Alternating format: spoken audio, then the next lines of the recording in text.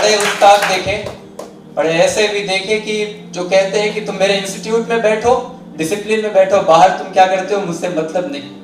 मैंने ऐसे इदारे भी देखे वल्लाह कि जिन्होंने हमारी बहनों के हिजाबों को उतरवाया कि तुम यहाँ बैठना है, तुम्हें अपना हिजाब उतारना पड़ेगा। वल्लाह मैंने अपनी जिंदगी में ये इदारा देखा, कसम खा के कह सकता हूँ कि आज तक मैंने अपनी किसी बहन के दुपट्टे को उसके सर के नीचे नहीं देखा। ये सिर्फ और सिर्फ मुनव्वर जमा सर की मेहनत है। और सलाम करते हैं हम आपके जज्बे को।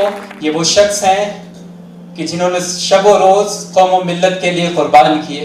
ये आसान नहीं होता कि घर में वालिदा की तबीयत खराब हो, फिर भी कौम और मिल्लत के लिए एक फिक्र है कि नहीं, मुझे अपनी कौम को आगे लेकर के जाना है, मुझे अपनी कौम को आगे लेकर के जाना है।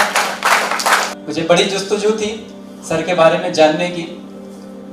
तंदीर सर ने बताया वल्लाह मैं उस रात, अल्लाह गवाह है, उस रात मुझे नींद नहीं आई। मैंने वुजू किया, नमाज पढ़ा, मैंने अल्लाह से दुआ की कि अल्लाह मेरे उस्ताद का एक हिस्सा सदका मुझे दे दे। जिस तरह से मेरे उस्ताद ने अपने वालिद की खिदमत की, ये बात सुनने में आसान लगता है। वालिद आईसीयू में हो, पैरालाइज्ड हो, फिर भी वो अपने सुबह का 2 घंटे निकाल कर जाना, गरीब बच्चों को पढ़ाना। मतलब ये कहने में आसान है, लेकिन वो दुख, वो दर्द वही समझ सकते हैं कि किस दर्द से उन्होंने उन बच्चों को पढ़ाया होगा। और हम और आप मखरूज हैं जिंदगी भर मुनव्वर जमा सर के, जिन्होंने हिंदुस्तान के कोने कोने में जाकर नौजवानों को ये पैगाम दिया कि याद रखो तुम्हारे लिए कोई नहीं आएगा, तुम्हें अपना मुस्तकबिल खुद बनाना होगा, तुम्हें खड़े होना होगा। और इन्होंने हिंदुस्तान के कोने कोने में जाकर कौम और मिल्लत के नौजवानों को ये पैगाम दिया कि तुम्हें अपने हाथ में मोबाइल नहीं लेना, बल्कि तुम्हें अपने हाथ में कलम लेकर एक ताकत बन के उभरना है और इन जालिमों से सवाल करना है कि याद रखो कि आसमान जलती जमीन पर नहीं आने वाला, अब कोई और पैगंबर नहीं आने वाला। और प्यास कहती है कि चलो रेत निचोड़ी जाए, अपने हिस्से में समंदर नहीं आने वाला। और तू पुकारेगा तो ये सहने हरम आएंगे, पर उड़ाते हुए नुसरत के अलम आएंगे। अब अबाबीलों के अंदाज में हम आएंगे, ये अलग बात कि तादाद में कम आएंगे, ये अलग बात कि तादाद में कम आएंगे। हम क्या फिराज़े अकीदत पेश करेंगे अपने उस्ताद को, लेकिन बंदा मैं आप सबको गवाह बना के कहता हूं कि अगर अल्लाह ने बरोज़े क़यामत मुझसे पूछा, मुझसे सवाल किया, तो वल्लाह मैं गवाही दूंगा कि अल्लाह मैंने एक शख्स को देखा जिसकी आंखों में मैंने कौम और मिल्लत के लिए तड़प देखी।